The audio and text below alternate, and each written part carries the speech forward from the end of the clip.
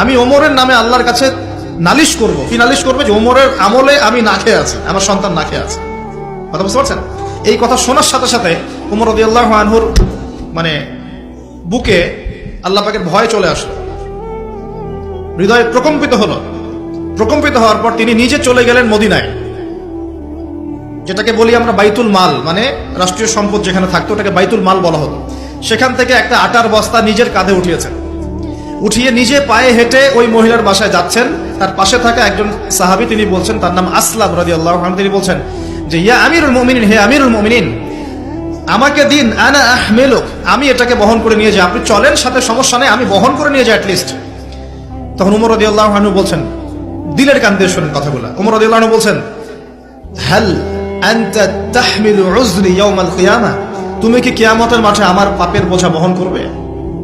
সুবহানাল্লাহ, চিন্তা করে দেখেন। নিজের হাতে গেলেন, রান্না করে খাওয়ালেন, তারপরে বললেন আগামীকাল তুমি আমিরুল মুমিনিনের দরবারে এসো, সেখানে আমাকে পাবে।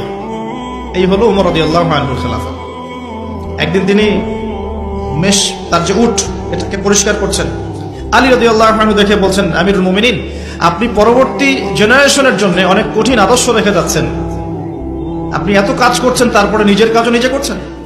তখন ওমর রাদিয়াল্লাহু আনহু বলছেন, ওয়ালা তালুমুনি ইয়া আবুল হাসান, হে আবুল হাসান, আমাকে এভাবে বিব্রত করো না, কারণ আমি ভয় করি যে আমি যে অর্ধবিশ্ব শাসন করছি, তারপরে আমি ভয় করি যে আমার এই শাসনের আন্ডারে যদি একটা রাখালও না খেয়ে মারা যায়, আমি ভয় করি আল্লাহ এর জন্য আমাকে জবাবদিহি করাবে। আরেকটা বলে শেষ করে দিই, আমর ইবনে আস রাদিয়াল্লাহু আনহু, তিনি একজন গভর্নর, কোথাকার? মিশরের। কার আমলে আছেন? ওমর রাদিয়াল্লাহু আনহুর সময়। তো তার ছেলের নাম হচ্ছে মুহাম্মদ।